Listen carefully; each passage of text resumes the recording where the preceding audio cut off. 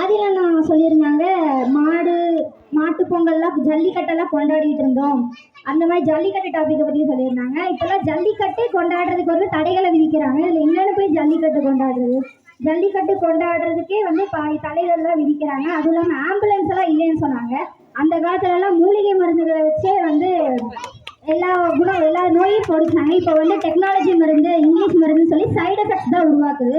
English மருந்து சாப்பிட்ற எல்லாருக்கிட்டையும் கேட்டு பாருங்க, கிட்னி ஃபெயிலியர் ஆகுது, அது இது எல்லா சைடு எஃபெக்ட்ஸும் சொல்லிகிட்டே தான் இருக்காங்க.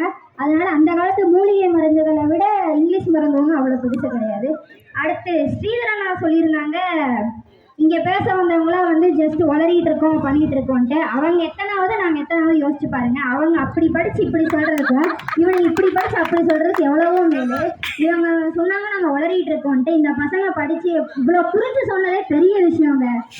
அப்புறம் மறுபடியும் இன்னொரு ஸ்ரீதரனா சொன்னாங்க, திருக்குறளை வந்து ஓலைச்சுவடியில் எழுதுனாங்க, அடுத்து மாற்றுறாங்க பண்ணாங்க. திருக்குறள் வந்து எப்போ எழுதுனதுங்க? அந்த காலத்தில் அப்படி ஓலைச்சுவடியில் எழுதுனது தான் இந்த காலத்தில் பார்த்து புரிஞ்சு இப்போ வந்து எல்லாம் கற்றுக்கிட்டு இருக்காங்க. அதுவும் இல்லாமல் இப்போ வந்து என்னோட டாபிக் வரேன். பண்டிகைன்னா என்னங்க? பண்டிகையை வந்து உருவாக்குனது நம்ம பண்டைய தமிழர்கள் தான். அதை முறையாக கொண்டாடினதும் நம்ம பண்டைய தமிழர்கள் தான். பண்டிகை நம்ம மனம் குளிர மகிழ நெகிழ உற்றார் உணவினரோடும் அக்கம் பக்கத்து வீட்டாரோடர்களும் கொண்ட மகிழ்ச்சியை தெரிவித்து எந்தவித வேறுபாடும் இல்லாமல் கொண்டாடுறது தாங்க பண்டிகை. ஆனால் இன்னைக்கு உற்றாரும் இல்லை, உறவினரும் இல்லை, அக்கம் பக்கத்து வீட்டுக்காரங்களோட சுமூகமான பேச்சும் இல்லை. அந்த பண்டிகைன்ற நாளையே வந்து ஒரு பண்பாட்டு கலாச்சாரத்தோடலாம் யாருமே கொண்டாடுறதில்லை. கடமைக்கு அந்த நாளை கழிக்கிறாங்க. அந்த காலத்துலலாம் வந்து தமிழர்களுக்கு என்ன பண்டிகைக்கா பஞ்சம்? ஒவ்வொரு நாளும் பண்டிகை தான். தீபாவளி, பொங்கல், விநாயகர் சதுர்த்தி, ஆயுத பூஜை, சரஸ்வதி பூஜை, தை பொங்கல், நிறைய போய்கிட்டே இருக்கும். சொல்கிறதா சொல்லிக்கிட்டே இருக்கலாம். இத்தனை பண்டிகையிலே அந்த காலத்தில் எப்படி கொண்டாடினாங்கன்றதை கொண்டாடினவங்கிட்ட தான் கேட்கணும். ஆனால் இந்த காலத்தில் நான் சொன்னதில் ஒரு 5 பண்டிகை கூட பண்பாட்டு கலாச்சாரத்தோட கொண்டாடி இருக்க மாட்டாங்க. எல்லாமே கடமைக்குன்னு தான் கொண்டாடிட்டு இருக்காங்க. அதுவும் இல்லாமல் அதை சொன்னாங்க, இன்னொரு டாபிக் மறந்தே போயிட்டேன். என்னன்னா வந்து ஒரு மாதத்துக்கு முன்னாடி இருந்தே வந்து அந்த நாட்டமாக அவங்க அந்த பஞ்சாயத்தெல்லாம் வந்து ஒரு மாதத்துக்கு முன்னாடி இருந்தே கூடி நின்று சொல்லுவாங்க அப்படிதான் சொல்லியிருந்தாங்க. இந்த காலத்தில் வந்து நம்ம வாட்ஸ்அப் இன்ஸ்டாலே அப்படியே எல்லாம் மெசேஜ் போய்க்குவாமா. அந்த காலத்தில் வந்து எல்லாரும் நேருக்கு நேர் பார்த்து வாழ்த்து சொன்ன மாதிரி நீங்கள் ஃபோனில் சொல்லிடுறீங்களா? அன்னைக்கு அப்படி இன்னைக்கு இன்ஸ்டா வாட்ஸ்அப்பில் சொல்கிற மெசேஜ் அவங்களால ஃபோனில் சொல்ல முடியுமா? இன்னைக்கெல்லாம் இன்ஸ்டா வாட்ஸ்அப்பில் ஃபோன் நம்பர் வச்சிருக்கீங்க, நேரில் போய் பார்த்தா இவன் தானான்ற டவுட் உங்களுக்கு வருது. அந்த காலத்தில் இப்படிலாம் இருந்துச்சா? எல்லாரும் கூடி டிஸ்கஸ் பண்ணி ஒரு பண்டிகை கொண்டாடுறதுக்கும் இன்னைக்கு வாட்ஸ்அப் இன்ஸ்டால குரூப் போட்டு கொண்டாடுறதுக்கும் எவ்வளோ வித்தியாசம் இருக்குன்னு உங்களுக்கு தெரியுமா? அடுத்து பண்டிகையை வந்து அந்த காலத்துல ஒரு மாசத்துக்கு முன்னாடியே சூடு பிடிக்க ஆரம்பிச்சிருங்க. தீபாவளி, பொங்கல்னா ஒரு மாசத்துக்கு முன்னாடி வந்து புது துணி வாங்குறது, பட்டாசு வாங்குறது, வீட்டிலேயே நோட் திஸ் பாயிண்ட், வீட்டிலேயே வந்து பலகாரம், இனிப்பு எல்லாத்தையும் வீட்டிலேயே செஞ்சு பக்கத்துல வீட்டுக்காரங்களுக்குலாம் கொடுப்பாங்க. இன்னைக்கு சொன்னாங்க அன்னதானம் போட்டேன் அப்படின்னு சொன்னாங்க. அந்த அன்னதானம் போட்டதுமே வந்து ஒன்றும் என்ன சொல்றது, பண்டிகை கலாச்சாரம் அதுக்காகலாம் இல்லை. இங்கே வந்து நிறையா பேர் அதை சொல்ல விரும்பல. பட் நிறைய பேர் வந்து யாருமே பண்பாட்டு கலாச்சாரம்லாம் சாப்பாடு யாருமே போடலைங்க. அதுவும் இல்லாமல் எதுவுமே வீட்டில் செஞ்சதெல்லாம் மதியானம்லாம் கடையில் ஆர்டர் போட்டு தான் அவங்க கொடுத்தாங்க. அடுத்து வந்து நம்ம இப்போ டாபிக் கொடுக்குறோம்.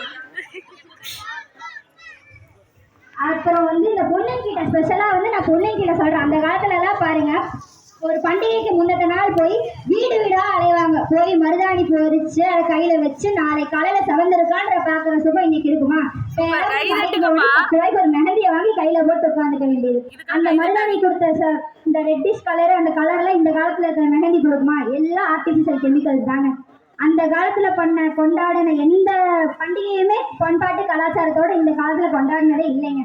அதே மாதிரி பொங்கல், தீபாவளிக்கெல்லாம் யோசிச்சு பாருங்க. அந்த காலத்துலலாம் காலையில் எவ்வளோ 5 மணிக்கெல்லாம் எந்திரிச்சு பெரியவங்க கையால் எண்ணெயை தலையில் வச்சு குளிச்சு பெரியவங்க காலில் விழுந்து பாரம்பரியமான ட்ரெஸ் எல்லாம் போட்டு கொண்டாடுவாங்க. ஆனால் இந்த காலத்தில் 10 மணிக்கு எந்திரிக்க வேண்டியது, குளிக்கிறதா இல்லையான்னு ஒரு டவுட் வேற. அப்படியே குளிச்சுட்டு காலங்காத்தால கோயிலுக்கு போனால் அப்போ காலையில் கோயிலுக்கு போய் போடுற போஸ்ட்டு நைட்டு வரைக்கும் போஸ்ட்டாக இருக்கும். I go to Tiruchendur, I go to Palani அப்படின்னு காலையில் போஸ்ட்டு போட ஆரம்பிச்சா நைட்டு வரைக்கும் போஸ்ட்டாக போட்டு தாக்க வேண்டியது. நீங்கள் என்ன பண்ணுறீங்கன்னு உங்களுக்கு தெரிஞ்சால் போதும், வெளி உலகத்துக்கு தெரிய வேண்டிய அவசியமே இல்லைங்க.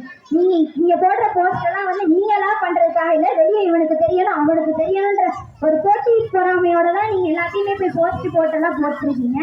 இன்னொன்று வந்து நம்ம பொங்கல் அன்னைக்கெல்லாம் வந்து யோசிச்சு பாருங்க, வெளியே வந்து விநாயகர் சூரிய பகவானுக்கு வந்து இந்த பொங்கல் படைச்சு கொண்டாடுவோம். இப்போலாம் யார் எந்த வீட்டில் வந்து பானையில் பொங்கல் வச்சு சூரிய பகவானுக்கு படிக்கிறீங்க, யாராச்சும் பண்ணுவீங்களா?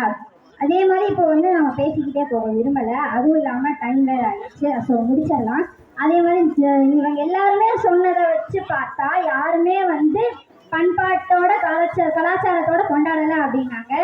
இங்கே அந்த காலத்தில் கொண்டாடின பண்பாட்டு கலாச்சாரம் வந்து இந்த காலத்தில் யாருமே கொண்டாடலை. அவ்வளவுதான். வாய்ப்புகள் நன்றி கூறி விடைபெறுகிறேன். நன்றி.